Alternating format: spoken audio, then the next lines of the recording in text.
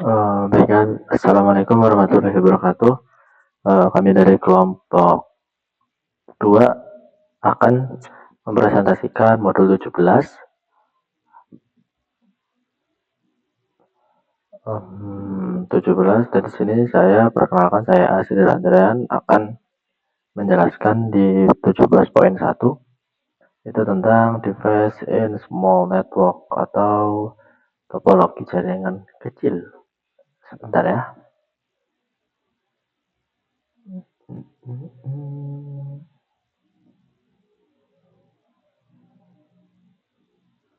Topologi jaringan kecil.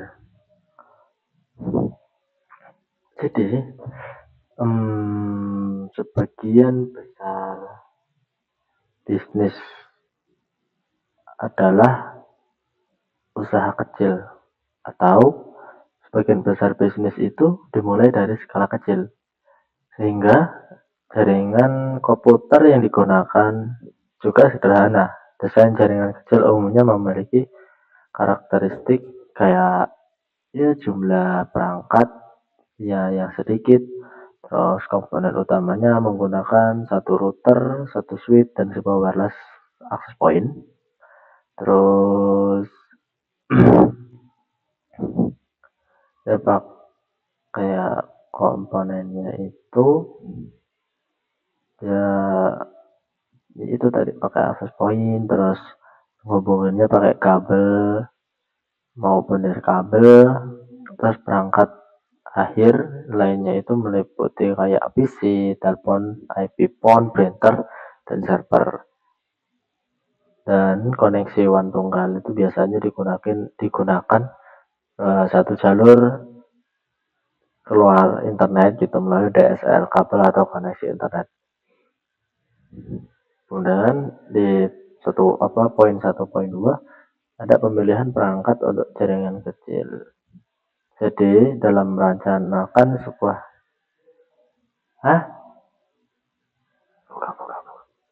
buka. Ya.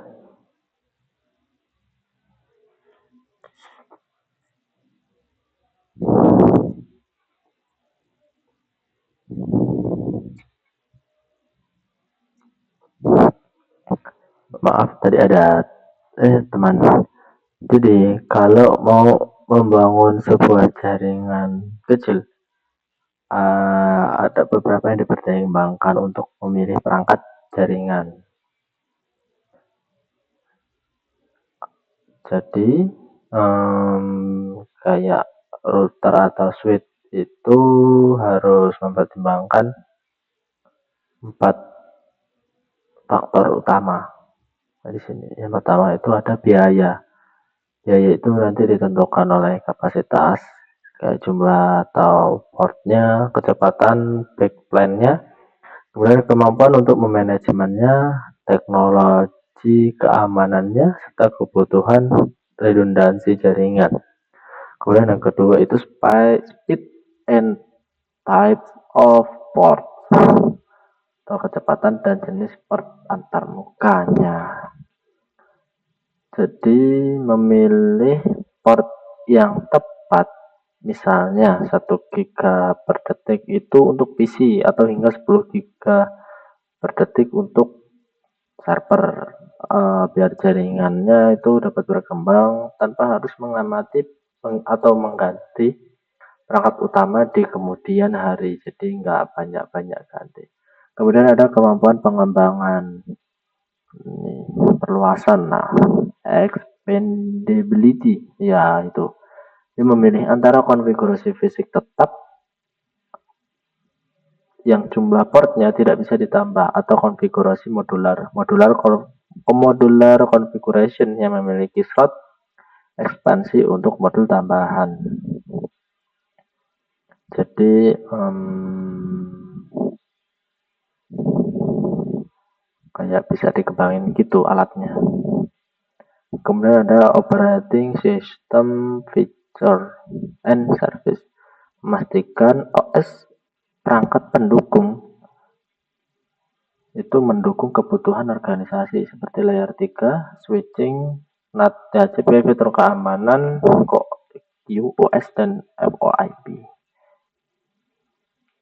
Kemudian kita masuk ke pengalamatan IP addressing. Jadi saat membangun jaringan, perencanaan skema pengalamatan IP yang konsisten dan terdokumentasi sangat penting. Jadi untuk memudahkan identifikasi perangkat dan memecahkan masalah atau troubleshooting. Nah, perangkat yang membutuhkan alamat IP itu meliputi end device, kemudian server dan perangkat peripheral, kemudian intermediary device. Nah, itu tiga itu. Kemudian kita masuk ke redundansi dalam jaringan. Jadi baik bagi bisnis, kegagalan jaringan downtime bisa berakibat kerugian finansial yang besar. Nah, karena itu diperlukannya itu konsep redundansi untuk menghilangkan single point of fail. Jadi kegagalan tunggal. Redundansi dilakukan dengan pertama itu menyediakan perangkat duplikat kayak server cadangan. Nah, kemudian menyediakan jalur atau link cadangan redundant links, sehingga jika satu jalur putus, data tetap bisa lewat melalui jalur alternatif. Dan ini masuk manajemen lalu lintas. Tujuan utama dari mendesain jaringan yang baik itu untuk meningkatkan produktivitas dan meminimalkan kemacetan data. Administrator jaringan itu harus menerapkan quality of service untuk mengklasifikasikan dan memprioritaskan lalu lintas data saat terjadi kepadatan. Contoh prioritasnya itu ada high priority, itu suara, telepon, video real time. Kemudian ada medium priority, SMTP, email. Kemudian ada normal priority, instant messaging atau pesan instan. Kemudian ada low priority, FTP, transfer file. Jadi ada prioritasnya masing-masing untuk untuk memanajemen lalu lintas data. Nah, cukup dari saya, akan dilanjutkan oleh teman saya. Terima kasih. Oke, semuanya, Assalamualaikum warahmatullahi wabarakatuh. Saya Aris Panggara dengan NPM 2578251 dari kelas 2B. Di sini akan melanjutkan materi dari rekan saya, yaitu pada 17.2 itu aplikasi dan protokol jaringan kecil. Yang pertama itu pada materi pertama itu aplikasi umum. Di materi ini kita akan membentuk dua bentuk program perangkat lunak atau proses yang menyediakan akses ke jaringan.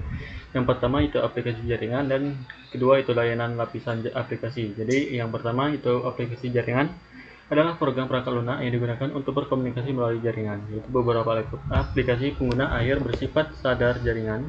Artinya aplikasi tersebut mengimplementasikan protokol lapisan aplikasi dan mampu berkomunikasi langsung dengan lapisan yang lebih rendah dan dari tumpukan protokol. Yang kedua itu layanan lapisan aplikasi, yang dimana di sini memungkinkan kita untuk membantu layanan lapisan aplikasi untuk menggunakan sumber daya jaringan seperti transfer file dan antrean cetak jaringan.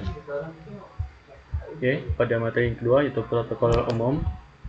Jadi sebagian besar pekerja teknis baik di jaringan kecil maupun besar akan berkaitan dengan protokol jaringan. Jadi untuk administrasi jaringan umumnya memerlukan akses ke perangkat server jaringan.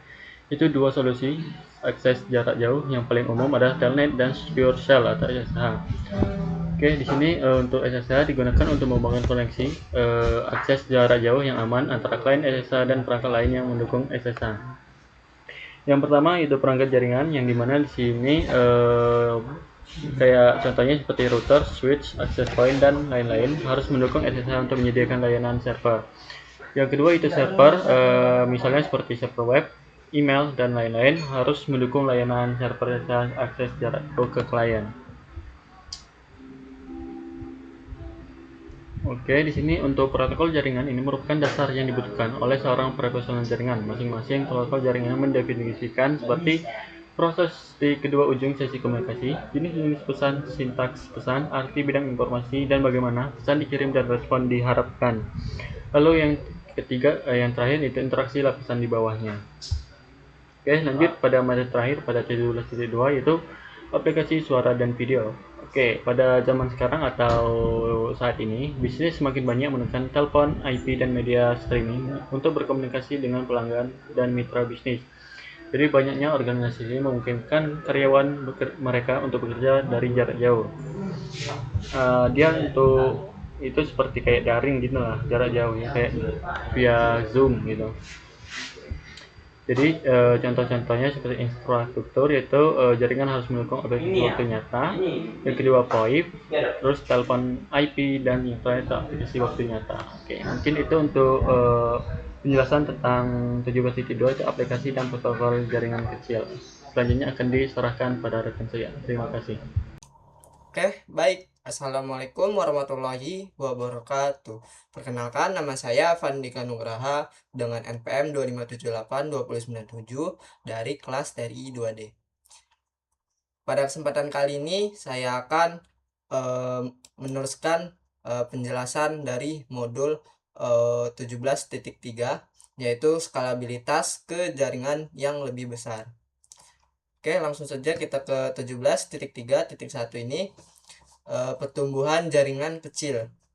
Nah, di sini dalam siklus operasional bisnis yang berskala kecil ini atau yang dikenal dengan istilah penskalaan jaringan atau network scaling. Penskalaan ini harus didasarkan pada keputusan yang matang gitu dan analitis. Untuk menunjang tingkat skalabilitas jaringan agar optimal, administrator jaringan memerlukan 4 instrumen fundamental, yaitu yang pertama dokumentasi jaringan, yang dimana pemetaan komprehensif yang mencakup aspek topologi fisik. Nah, ini penempatan perangkat keras secara nyata. Serta topologi logis, yaitu skema pengalamatan IP dan alur datanya. Dan yang kedua, inventaris perangkat. Ini catatan logistik yang akurat mengenai seluruh komponen hardware yang nyusun dan terhubung ke dalam ekosistem jaringan. Lalu yang ketiga ada anggaran. Anggaran ini budgetnya, perencanaan finansial TI yang terperinci guna untuk memproyeksikan pengadaan aparatus jaringan pada tahun fiksal terkait gitu. Terus ada analisis lalu lintas. Analisis lalu lintas ini analisis mendalam mengenai jaringan, jenis protokol, beban aplikasi, serta kapasitas utilitas bandwidth. Oke, langsung saja ke 17.3.2 yaitu analisis protokol. Nah, di sini seiring dengan eskalasi dan pertumbuhan suatu jaringan, pemahaman yang komprehensif mengenai metodologi pengelolaan jenis serta arus lalu lintas traffic flow data saat ini menjadi aspek yang sangat krusial. Di sini terdapat tangkapan layar menunjukkan bahwa host menggunakan protokol IP versi 6 dan IP versi 4. Output khusus IP versi 4 juga mengungkapkan bahwa host telah menggunakan DNS, SSL, HTTP, ICMP, dan protokol lainnya. Nah, di DNS itu dia melakukan resolusi nama domain menjadi alamat IP. Dan protokol SSL atau Secure Socket Layer ini menyediakan enkripsi dan keamanan data pada sesi komunikasi. Lalu protokol HTTP. HTTP atau Hypertext Transfer Protocol ini mendistribusikan lalu lintas data berbasis web non aman gitu. Terus protokol ICMP ini Internet Control Message Protocol. Dia mengelola pesan operasional dan diagnostik jaringan seperti utilitas ping. Lalu di sini ada prosedur pola arus lalu lintas jaringan, yaitu yang pertama ada rekam lalu lintas pada jam kerja padat. Terus ada pengambilan sampel multisegmen.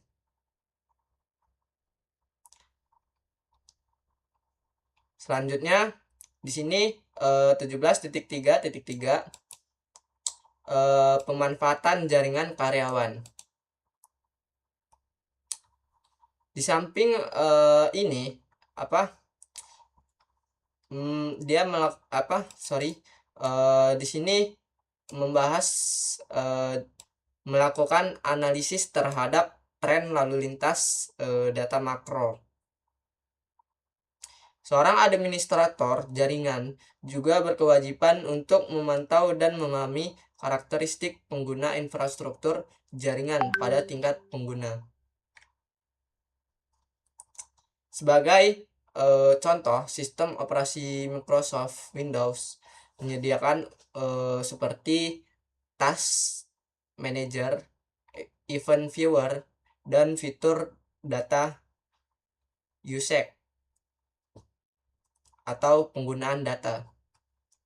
Melalui pemanfaatan instrumen-instrumen tersebut, administrator dapat memperoleh visibilitas menyeluruh mengenai metrik operasional komputer yang meliputi yang pertama informasi mengenai jenis dan versi sistem operasi yang aktif, dan tingkat utilitas dan beban kerja komponen CPU. Lalu ada tingkat pemanfaatan kapasitas memori acak atau RAM. Lalu tingkat pemanfaatan status performa dan kapasitas media penyimpanan. Lalu ada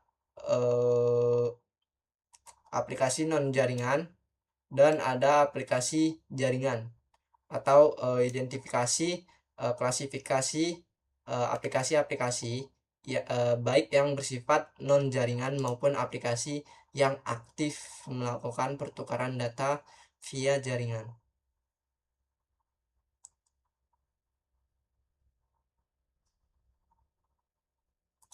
Nah, di sini dia mengecek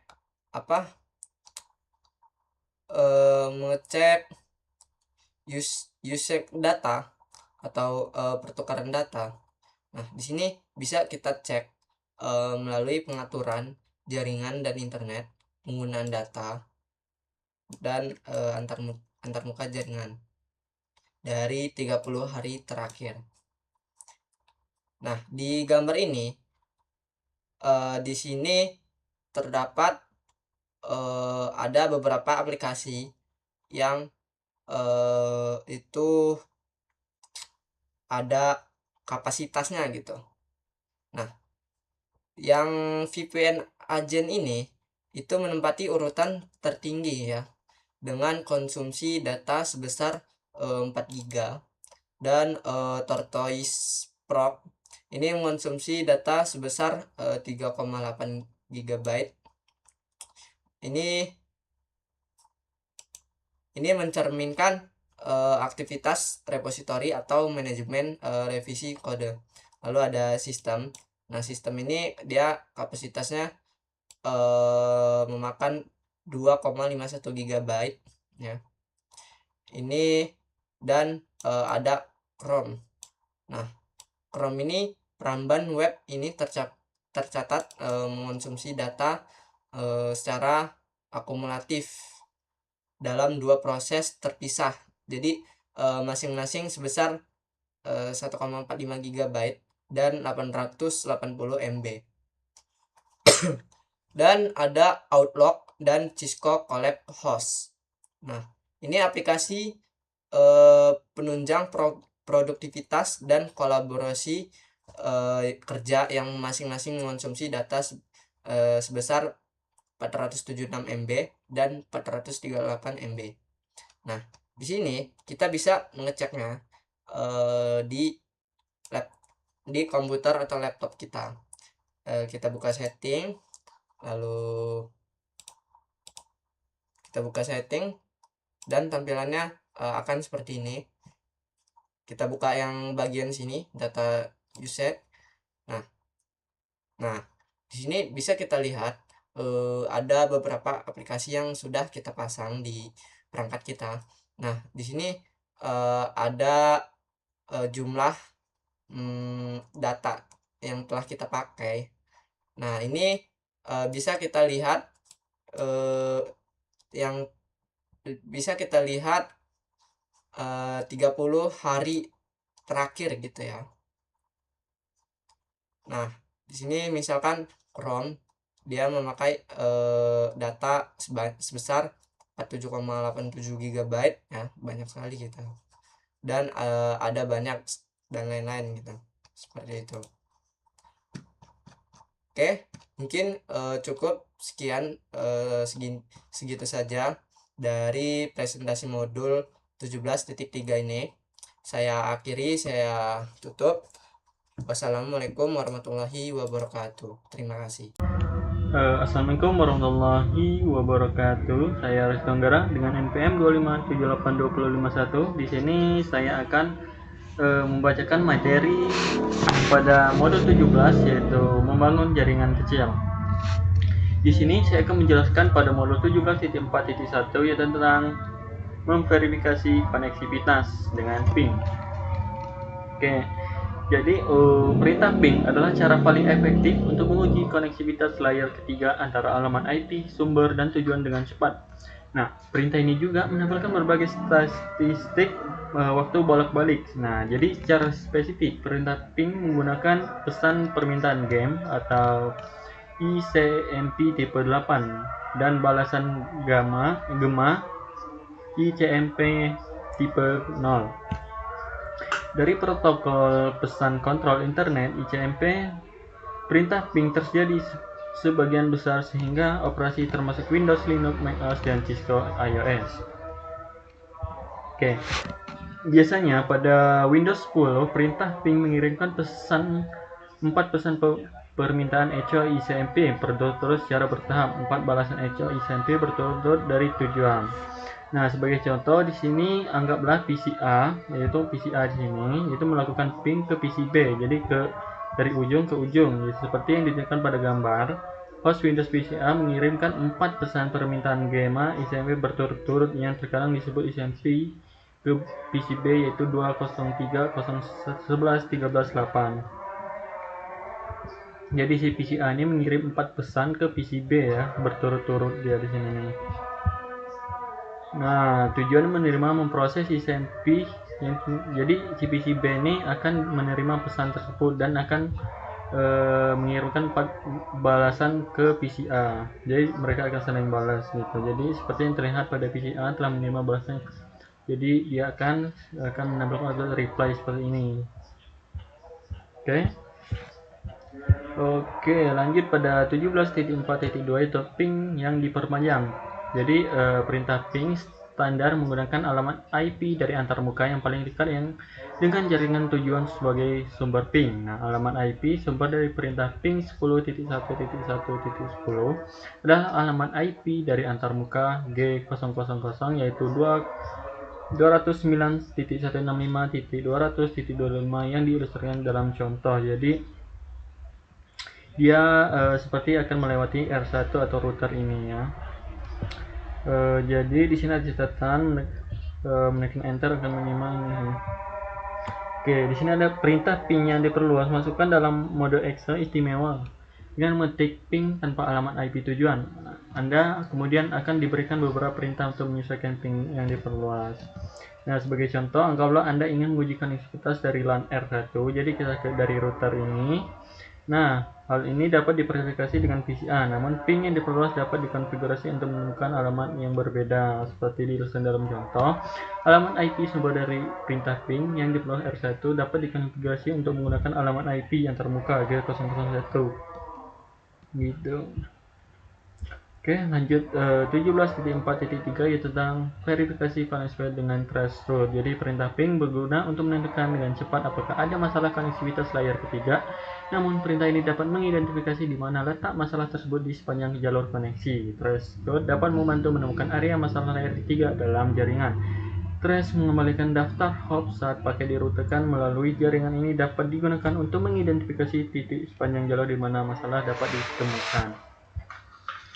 Oke, lanjut pada 17.4.4 yaitu threshold yang diperluas. Seperti halnya perintah ping yang diperluas terdapat juga di perintah threshold yang diperluas.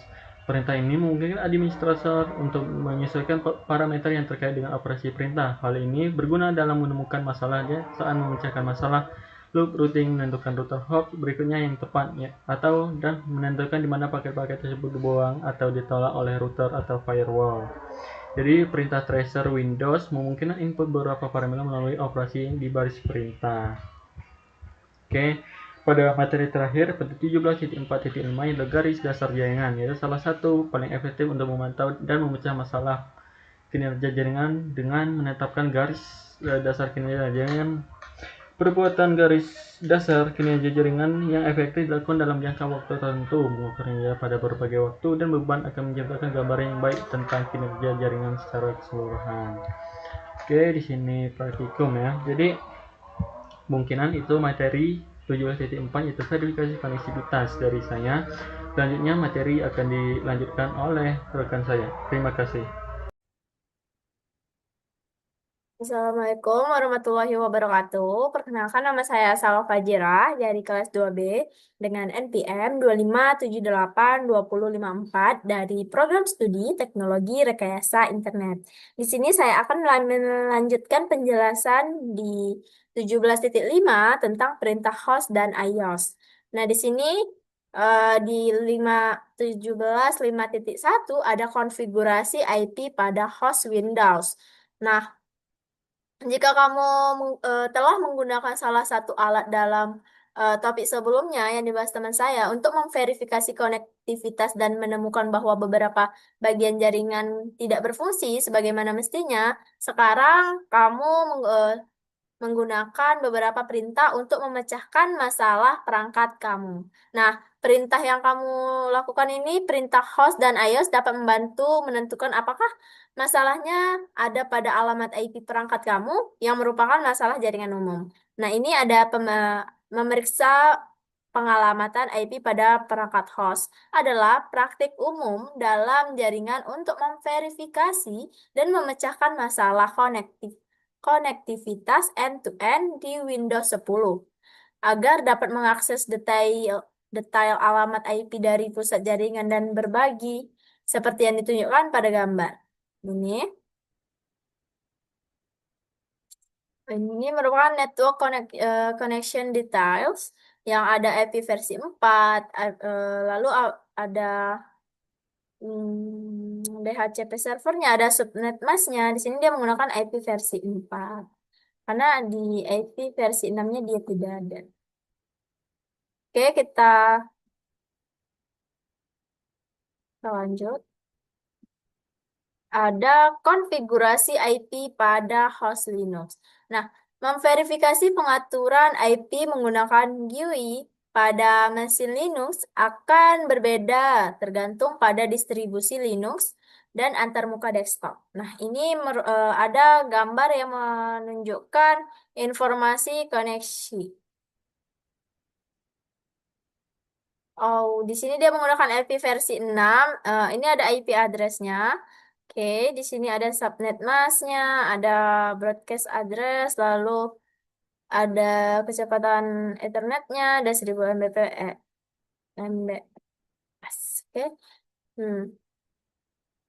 Nah, pada baris perintah, administrator jaringan menggunakan perintah fconf untuk menampilkan status antarmuka yang saat ini aktif dan konfigurasinya. Nah, kita cukup mengetikkan ifconfig pada command prompt kita agar bisa melihat informasi koneksi kita, begitu. Nah, di sini ada konfigurasi IP pada host Mac OS. Ini di GUI host Mac bukan preferensi jaringan.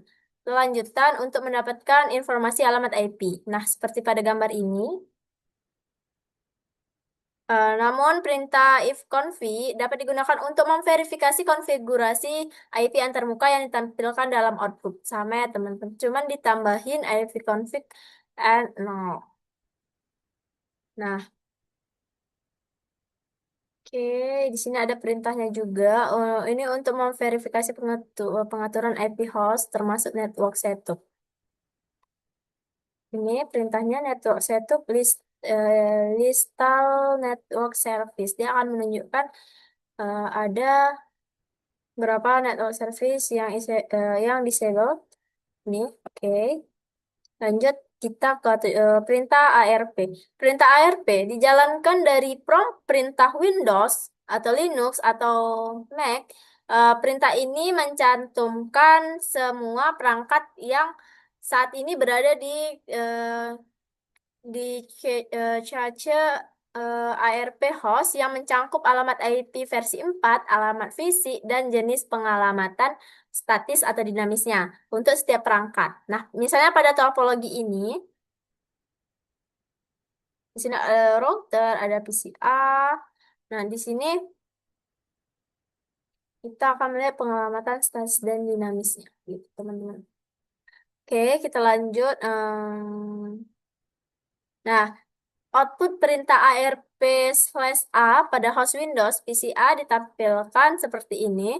Ada physical address-nya, tipenya dynamic, lalu ini ada internet address-nya. Oke. Nah, perintah ARPA ini menampilkan alamat IP yang diketahui dan pengikatan alamat MAC address-nya. Nah, pada gambar ini IP 10.0.0 tidak disertakan dalam daftar karena chance ARP hanya menampilkan informasi dari perangkat yang baru saja diakses, begitu. Nah, di sini ada perintah pertunjukan umum ditinjau ulang. Dengan cara yang sama seperti perintah utilitas digunakan untuk memverifikasi konfigurasi host, perintah dapat digunakan untuk memverifikasi antarmuka perangkat perantara. Cisco IOS menyediakan perintah untuk memverifikasi pengoperasian antarmuka router dan saklar. Nah, di sini ada perintah-perintahnya. Ini tampilkan konfigurasi berjalan untuk memeriksa konfigurasi dan pengaturan saat ini. Lalu ada ini yang sudah kita bahas tadi. Oke, nah di sini perintah tampilkan konfigurasi berjalan ini ada show running config. Ini untuk memverifikasi konfigurasi dan pengaturan saat ini. Lalu ada tampilkan antarmuka. Ini show interface. Lalu perintahnya. Lalu tampilkan antarmuka IP. Show IP interface. Ini untuk menampilkan antarmuka IP gitu teman-teman. Lalu ada tampilan ARP yang tadi, lalu ada IP, ini perintahnya show IP route. Lalu menampilkan protokol, ini show protokol, lalu menampilkan versi, ini ada show version. Nah, di sini ada perintah tunjukkan untuk CDP, ada beberapa perintah iOS lain yang berguna. Cisco Discovery Protocol atau CDP adalah protokol milik Cisco yang berjalan di lapisan tautan data. Karena CDP beroperasi pada lapisan tautan data, dua atau lebih perangkat jaringan Cisco seperti router yang mendukung protokol lapisan jaringan yang berbeda dapat belajar satu sama lain meskipun konektivitasnya lapisan 3 belum dibuat begitu. Nah, saat perangkat Cisco boot, CDP dimulai secara default, CDP secara otomatis menemukan perangkat Cisco tetangga yang menjalankan CDP juga. Terlepas dari protokol atau switch layer 3, di mana yang berjalan, CDP bertukar informasi perangkat keras dan perangkat lunak dengan tetangga CDP yang terhubung langsung. Begitu istilahnya, teman-teman. Ini ada gambar merupakan topologi dan output perintah SAW CDP netboard gitu. Oke. Lanjut aja kita ini ada perintah singkat antarmuka IP. Salah satu perintah yang paling sering digunakan adalah perintah singkat SAW IP interface. Ini untuk memberikan output yang lebih singkat daripada SAW IP interface. Ini memberikan ringkasan informasi utama untuk semua antarmuka jaringan pada router. Misalnya output singkat antarmuka SAW IP menampilkan semua antarmuka pada router, alamat IP yang ditetapkan untuk setiap antarmuka jika ada, dan status operasional antarmukanya. Begitu, ini so interface brief namanya, teman-teman. Oke, lalu memverifikasi saat termuka saklar. Nah, ini ada perintahnya juga. Ini dapat digunakan untuk memverifikasi status antarmuka saklar seperti yang pada gambar ini. Oke, kita lanjut. Ini ada video perintah versi pertunjukan. Features of this router. We could purchase a suite license. Ini sama yang seperti yang kita jelaskan tadi. Oke, lalu ini ada paket tracer. Oke, nanti dibuat. Itu masuk di video hands-on yang beda lagi. Mungkin penjelasan 17.5 tentang perintah host dan iOS cukup sekian dari saya. Maaf bila ada salah kata. Saya akhiri. Wassalamualaikum warahmatullahi wabarakatuh.